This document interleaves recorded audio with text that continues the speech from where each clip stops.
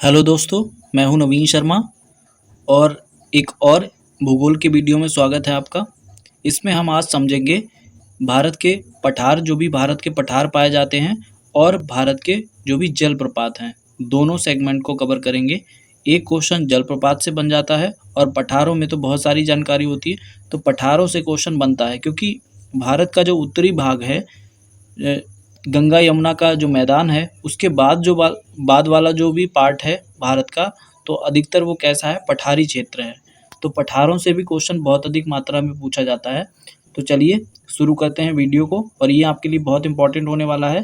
ध्यान से देखिएगा और जो भी चीज़ें आपको आती हैं उनको तो रिवीजन हो जाएगा, और जो नहीं आती हैं उनको याद रखिएगा। तो सबसे पहले हम राजस्थान का मरु क्षेत्र जो आता है हमारा, उसकी बात कर लेते हैं। राजस्थान का मरु क्षेत्र यह विश्व का सबसे घना बसा हुआ मरुस्थल है। ठीक है, जो हमारा मरुस्थल है राजस्थान में, वो विश्व का सबसे घना बसा हुआ मरुस्थल है। अब आप कहेंगे ये मरुस्थल क्यों उठा लिया? क्योंकि मरुस्थल वाला पार्ट हमारे भारत में थोड़ा सा ही है, तो यहाँ से जो एक दो फैक्ट इंपॉर्टेंट है वो भी हम इसमें कवर कर लेंगे। विश्व का सबसे घना बसा हुआ मरुस्थल है, ये क्वेश्चन पूछा गया है, ऐसे ही लाइन नहीं लिखी है। ठीक है, ध्यान रखिएगा।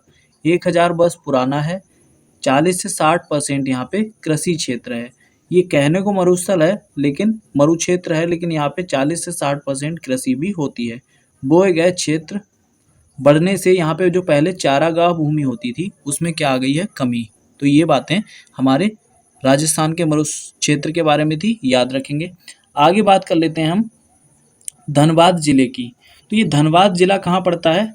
पहले ये छोटा नागपुर के पठार में पड़ता है। ठीक है, तो धनबाद जिला क्यों इम्पोर्टेंट है, यहाँ से पर्टिकुलर क्वेश्चन पूछा जाता है यूपीपीसीएस और एग्जाम्स में, तो इसीलिए हमने इसको लिया है।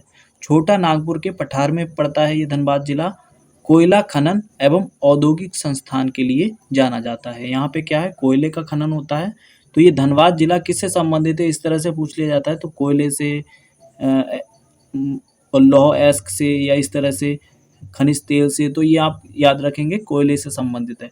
लाल मिट्टी व्यापक क्षेत्र है। यहाँ पे कौन सी मिट्टी पाई जाती है? लाल मिट्टी पाई जाती है। जनसंख्या संकेंद्रण अत्यधिक है। तो जहाँ पे भी क्या होता है, औद्योगिक संस्थान के लिए जाना जाता है और कोयला खनन, तो वहाँ क्या होगा, जनसंख्या संकेंद्रण भी बढ़ जाएगा, क्योंकि यहाँ पे क्या होता है, रोजगार की उपलब्धता हो जाती है। आगे बात कर लेते हैं अब हम छोटा नागपुर के पठार को। अभी इसको हम मैप में भी देखेंगे। मैप में हमारे ये पठारी क्षेत्र दे रखा है। ठीक है, तो मैप में हमारा लद्दाख में कैसा शीत पठार पाया जाता है। पठार मतलब क्या, चोटियों के बीच जो थोड़ी बहुत समतल जगह है उसको ही शीत पठार का नाम दे दिया गया है, लद्दाख पठार बोलते हैं। ठीक है, इसमें हमारे यहाँ पे ग्लेशियर्स वगैरह वाला पार्ट आ जाता है, जहाँ पे चोटियाँ नहीं है, ग्लेशियर्स हैं, लेकिन वो क्या है, शीत पठार, ठंडा पठार बोला जाता है। उसको बस इतना ही याद रखना है। और बात कर लेते हैं, मैप में देख लेते हैं मेघालय का पठार, यहाँ मेघालय में स्थित है। छोटा नागपुर का पठार जिसकी हम बात कर रहे थे, तो ये यहाँ पे है। ठीक है, ये इसकी लोकेशन है, याद रखिएगा, छोटा नागपुर का पठार। और यहाँ पर ये कौन सा है, मालवा का पठार। मालवा का पठार राजस्थान मध्य प्रदेश में पड़ता है, याद रखिएगा। इसके बाद दक्षिण भारत में बात कर लेते हैं। तो दक्षिण भारत में ये हमारा महाराष्ट्र है। महाराष्ट्र में महाराष्ट्र का पठार है। उसके नीचे तेलंगाना है, तेलंगाना का पठार है। और ये कर्नाटक में कर्नाटक का पठार है।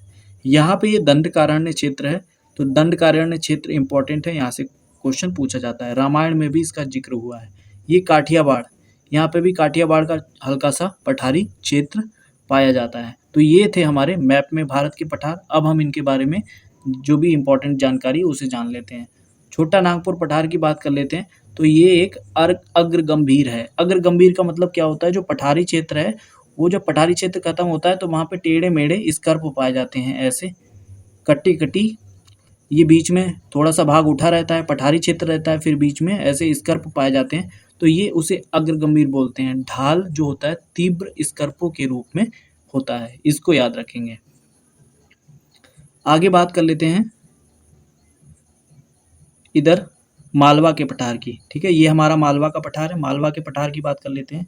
तो मालवा के पठार में इम्पॉर्टेंट है, अरावली एवं बिंद श्रेणी के मध्य पाया जाता है।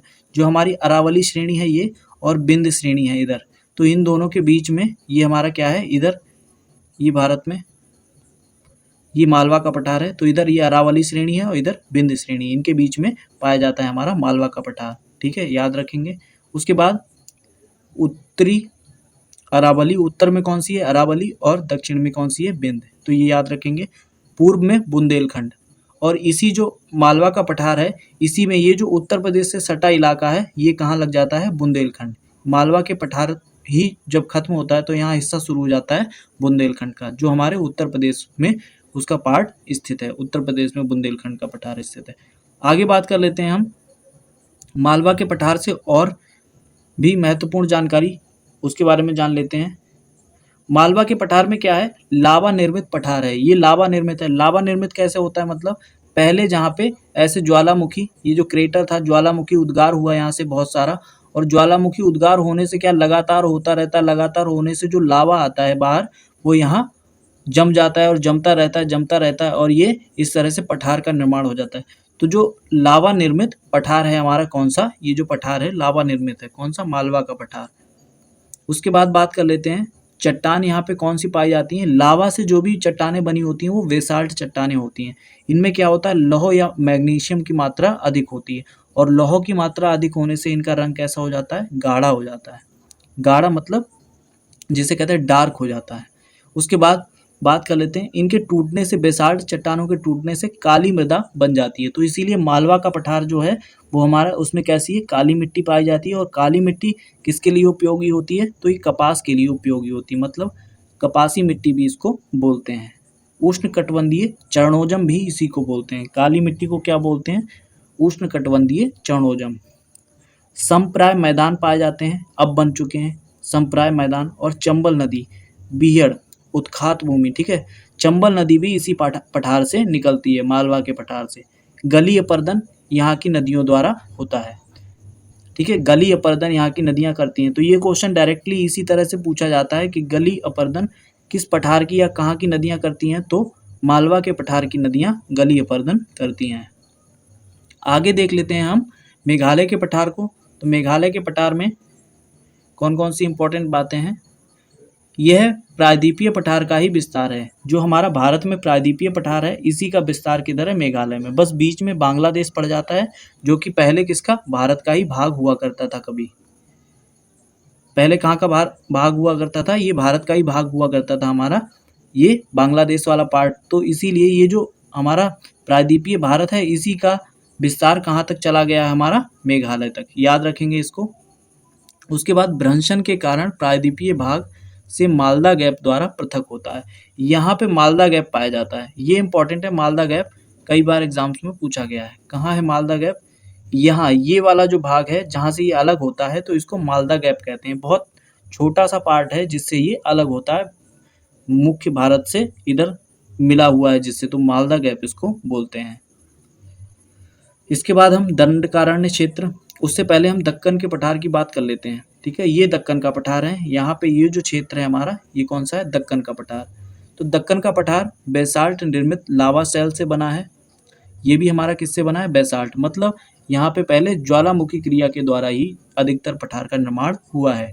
निर्माण क्रिस्टेशियस युग में हुआ, मतलब बहुत ही पुराने समय में इसका निर्माण हुआ था। अत्यधिक ज्वालामुखी उद्गार के कारण इसका निर्माण हुआ है, याद रखेंगे। अब इसके बाद बात कर लेते हैं हम दंडकारण्य क्षेत्र की, ठीक है। दंडकारण्य क्षेत्र हमारा कहाँ पे है, ये यहाँ स्थित है। अब ये कहाँ कहाँ विस्तारित है देख लेते हैं। दंडकारण्य क्षेत्र छत्तीसगढ़, ओडिशा, तेलंगाना, महाराष्ट्र और आंध्र प्रदेश, 5 राज्यों में विस्तारित है। कहने को तो ये छोटा क्षेत्र है लेकिन 5 राज्यों में विस्तारित है। तो ये क्वेश्चन पूछा जाता है कि दंडकारण्य क्षेत्र किस किस राज्य में विस्तारित है, छत्तीसगढ़, ओडिशा, तेलंगाना, महाराष्ट्र और आंध्र प्रदेश। तो याद रखेंगे, इंपॉर्टेंट है। इसके बाद बात कर लेते हैं हम बुंदेलखंड के पठार की। बुंदेलखंड का पठार हमारा कहाँ पाया जाता है, मध्य प्रदेश और उत्तर प्रदेश में, ठीक है। और चंबल नदी द्वारा बीहड़ का निर्माण इसी में होता है, बुंदेलखंड में। प्राचीन नीच चट्टानों से बना हुआ ये पठार है।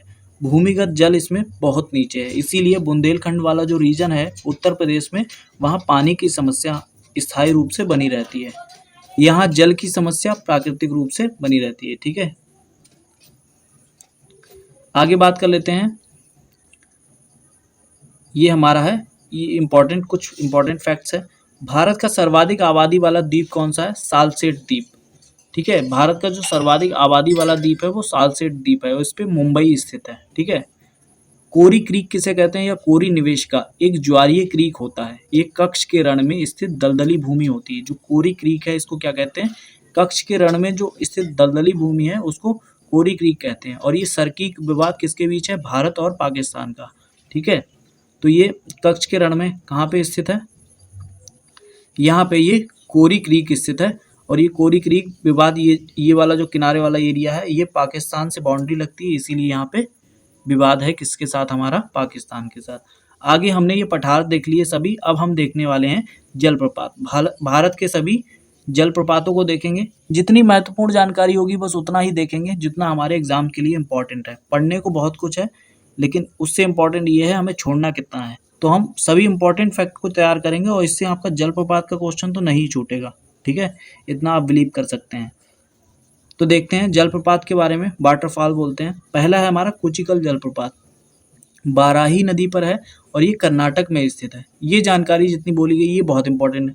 इसकी हाइट कितनी है? 455 मीटर। भारत का सबसे ऊंचा जलप्रपात है, ठीक है, या झरना है। कौन सा? कुचिकल। याद रखेंगे, ये बहुत ज़्यादा इंपॉर्टेंट है। उसके बाद बरेही पानी झरना, ठीक है, या बरेही पानी जलप्रपात, ये बुधा बांग्ला नदी पर है और ये कहाँ है? उड़ीसा में। हाइट इसकी 399 मीटर। दूसरा सबसे ऊंचा झरना है। कौन सा? बरेही पानी झरना। इसके बाद तीसरे की बात कर लेते हैं, नोहक लिकाई, ठीक है, खासी पहाड़ी मेघालय में स्थित है। वर्षा जल से निर्मित ये झरना है। ठीक है, तीसरा सबसे ऊंचा झरना है। भारत का तीसरा कौन सा है? नोहक लिकाई। तीनों को याद रखेंगे। आगे बात कर लेते हैं जोंग, या दूसरा नाम इसका गरसोप्पा, और या तीसरा नाम है इसका महात्मा गांधी जलप्रपात। ये शरावती नदी पर है, कर्नाटक में है और कई बार एग्जाम में पूछा गया है, इंपॉर्टेंट है। शिव समुद्रम जलप्रपात, ये भी बहुत इंपॉर्टेंट है, कावेरी नदी पे है और कर्नाटक राज्य में। आगे बात कर लेते हैं धुआंधार जलप्रपात और कपिलधारा जलप्रपात। ये दोनों नर्मदा नदी पर स्थित हैं और मध्य प्रदेश में। ठीक है, धुआंधार और कपिलधारा। केवती जलप्रपात की बात कर लेते हैं तो ये महाना नदी पर है और मध्य प्रदेश में। केवती जलप्रपात महाना नदी पर मध्य प्रदेश में। हुंडरू जलप्रपात की बात कर लेते हैं तो स्वर्ण रेखा नदी पर है ये और झारखंड में स्थित है। हुंडरू कहाँ है? हुंडरू के घुंघरू याद रखेंगे, ठीक है, घुंघरू स्वर्ण से बन जाएगा, झारखंड में स्थित है। कुछ भी याद कर लीजिएगा जैसे मन करे। ठीक है, ठोसे घर या भोसे घर जलप्रपात, ये कहाँ है? तरली नदी पर और ये महाराष्ट्र में है। ठीक है, तरली नदी पर महाराष्ट्र में स्थित है। गोकक जलप्रपात की बात करते हैं, घाट प्रभा नदी पर कर्नाटक में, ये पूछा गया है। गोकक जलप्रपात। दूधसागर जलप्रपात, ये इंपॉर्टेंट है, मांडवी नदी पर है, गोवा में स्थित है। ठीक है, चेन्नई एक्सप्रेस मूवी देखी होगी, उसमें जो जलप्रपात है वो यही है, दूधसागर जलप्रपात। आगे बात करते हैं चित्रकूट या नियाग्रा जलप्रपात। ठीक है, ये इंद्रावती नदी पर है और छत्तीसगढ़ में स्थित है। ठीक है, चित्रकूट जलप्रपात को याद रखेंगे। चुलिया जलप्रपात, ये चंबल नदी पर है और राजस्थान में स्थित है। चुलिया जलप्रपात कहाँ है? चंबल नदी पर, राजस्थान में। पैकारा जलप्रपात, ये कहाँ है? ये पैकारा नदी पर है और नीलगिरी पहाड़ी में स्थित है। ठीक है, नेक्स्ट है आपका लास्ट है होंगे नक्कल जलप्रपात। होंगे नक्कल जलप्रपात कहाँ है? कावेरी नदी पर और तमिलनाडु में स्थित है। ठीक है, तो ये हो गए हमारे भारत के जलप्रपात। हो सकता है ये आपको बोरिंग लग रहा हो कि ये लिस्टिंग पढ़नी पड़ रही है, चुलिया जलप्रपात चंबल नदी पर राजस्थान में, लेकिन क्या करा जाए, ये विडंबना है कि एग्जाम में यही पूछा जाता है कि दूधसागर जलप्रपात मांडवी नदी पर है, गोवा में है। ठीक है, इतना ही इंपॉर्टेंट है और इतना ही तैयार करना है। अब पूरा आप तैयार करेंगे तो बेस्ट ऑफ टाइम है, और इतना नहीं करेंगे तो एग्जाम में क्वेश्चन छूट जाएगा। तो कुल मिला के पढ़ना तो पड़ेगा ही। ठीक है, अगर आपको एग्जाम क्लियर करना है तो मतलब पढ़ना पड़ेगा, और जो आता है वही पढ़ना पड़ेगा। कुछ भी पढ़ते रहने, जो हमें अच्छा लग रहा है वो पढ़ेंगे, जो एग्ज़ाम में नहीं आ रहा है वो नहीं पढ़ेंगे तो क्या होगा उससे? फिर एग्ज़ाम नहीं निकलेगा। तो इसको एक दो बार आप अगर देखते हैं, दो चार बार चीज़ों को देख लेते हैं तो वो दिमाग में घर कर जाती हैं, रह जाती हैं, और ज़्यादातर क्या होगा, अगर आप मन की बात सुनेंगे अपने तो एग्ज़ाम में क्वेश्चन सही हो जाएगा। ठीक है, तो इसको एक दो बार देख लीजिएगा। बाकी ये सीरीज़ तो चली रही है, इसमें जो भी इम्पोर्टेंट आपका ज्योग्राफी से जो भी सेगमेंट है जिससे क्वेश्चन बनता है वो हम सब कराएंगे। ठीक है, तो मिलते हैं नेक्स्ट वीडियो में।